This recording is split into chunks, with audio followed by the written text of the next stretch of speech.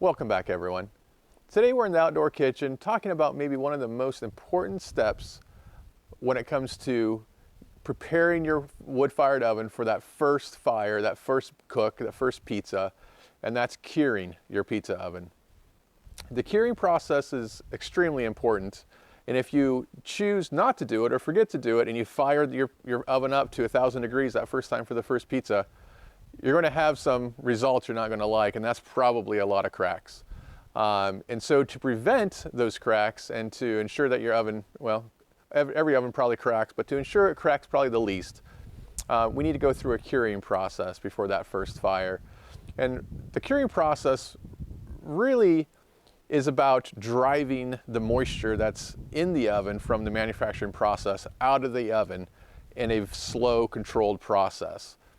And if you just fire your pizza oven up without going through this, and you crank your oven up to say 1,000 degrees to cook that pizza, that water is going to evaporate out of that concrete, that cast refractory, too quickly. It's going to vaporize and it's going to cause the pressure to build, and it's going to cause the cracking to happen either in your refractory cast dome or in your mortar on your bricks.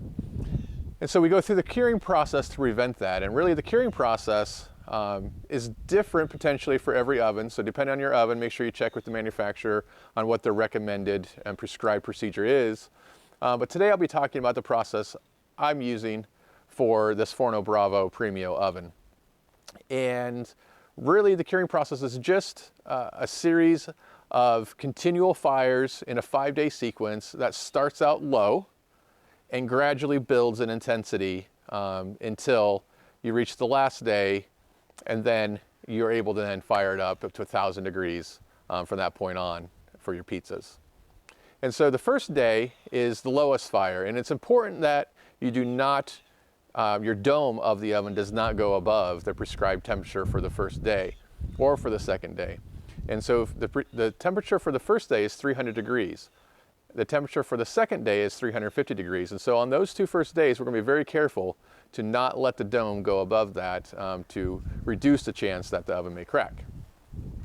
And so to ensure we get that low heat, I'm going to choose to use hardwood lump in the oven. It's easier to get a low heat with that. There's not a lot of flame.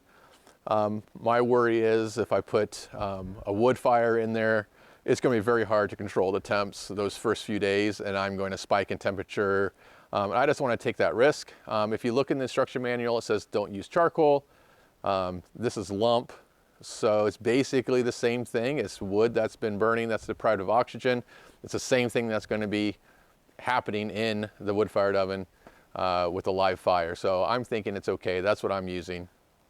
And so the goal then is to start the quote-unquote fire. Obviously, if you're using charcoal, there won't be necessarily a fire, but go ahead and you want to start it as early in the day as possible.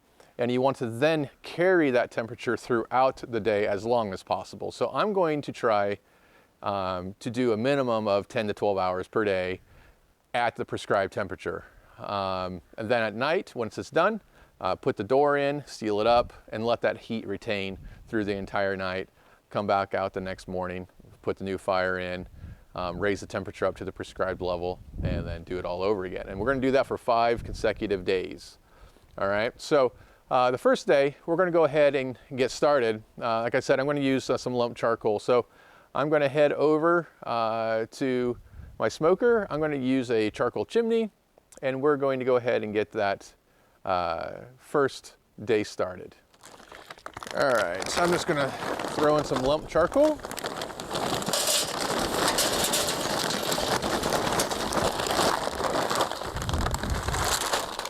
And I'm going to start with just about a full chimney of it and get that started. Then I'm going to throw that in the wood-fired oven and let that heat up.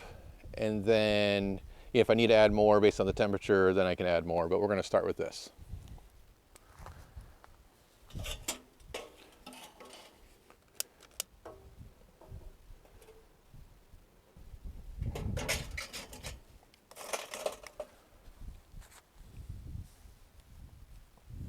Okay, we're just going to let the charcoal heat up and ash over, and then we're going to attempt to take that over and dump that into the pizza oven.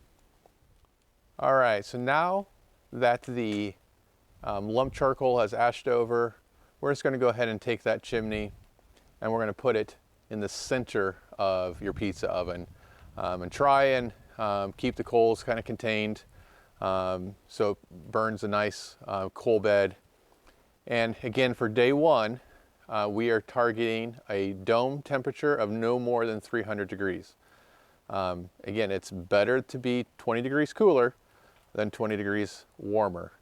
And so to help us ensure that we're not going to go above that and make sure we have an accurate reading of the temperature, we're going to use a infrared thermometer.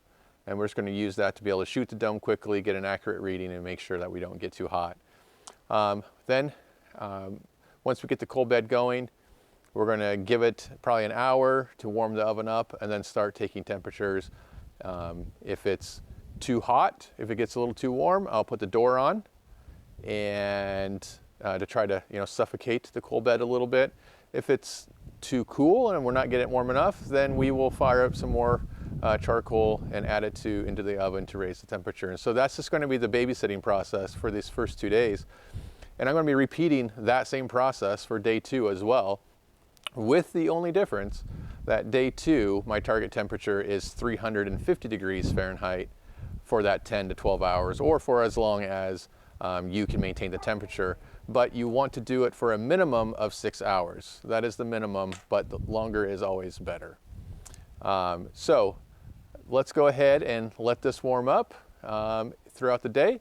When it's done, we're going to come out, we'll put the door oven on and retain the heat, and we'll do the same thing for day 2.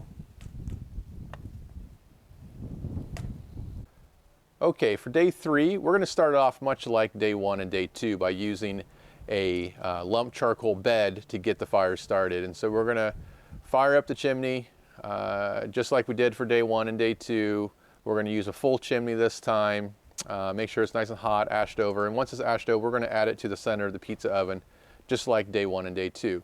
The only difference today is we're also then going to add a log, a wood split, to the top of the charcoal. And that is going to give us the extra heat that we need to introduce a live fire for day 3.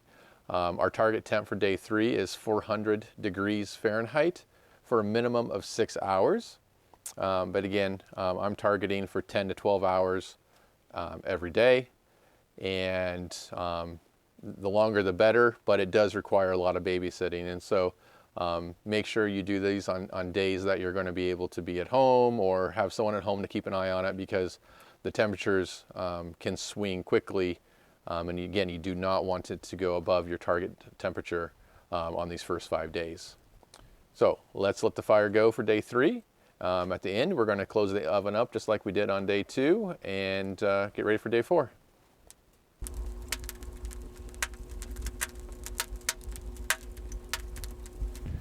Once your day 3 burn has come to an end, go ahead and spread the remaining coals out across your pizza oven floor. And then place your door on your pizza oven to retain the heat.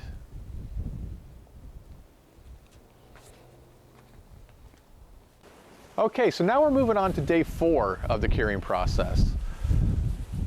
Day 4 and 5 will be very similar in approach. The only difference really being day 4 having a 450 degree target temperature, where day 5 you're going to have a 500 degree Fahrenheit temperature. And so since we're targeting higher temperatures than the first 3 days, we are going to start day 4 and for day 5 with building an actual small fire in the pizza oven, much like you would do if you're going to start a fire for a pizza.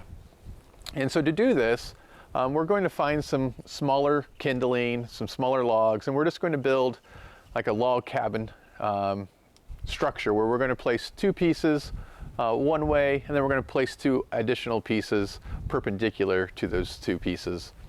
And that will create good airflow and allow us to be able to start a fire and get those logs going, hopefully quickly.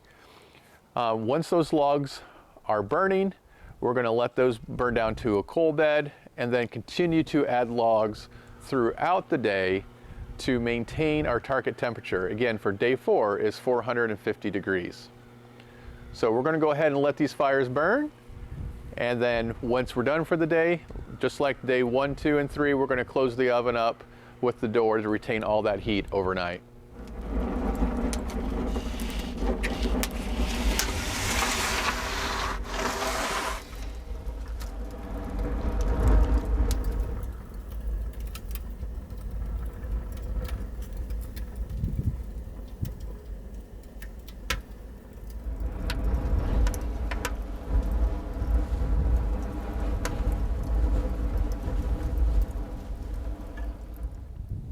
All right, with day 4 complete, we're moving on to day 5, which is the last day of the curing process.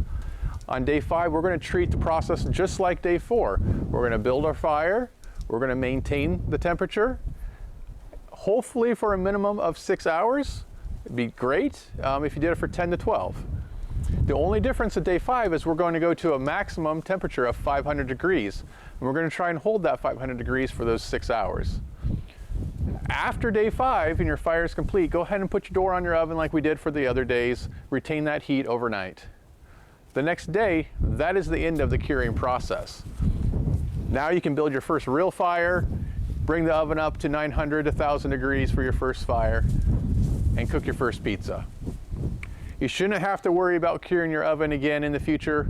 However, if you do have a long period of time where it's high humidity and you haven't used your oven, or if you are stuccoing your oven and you have moisture problems and you say your oven may get damp, it's always a good idea to do some low and slow curing fires after long periods of no use or periods where you know the oven may have taken on moisture. That's the best practice. If you don't do that, your oven may accidentally crack, which would not be a good thing. So I hope you found this video informative. If you did, please like and subscribe. I would appreciate it. And thank you for watching.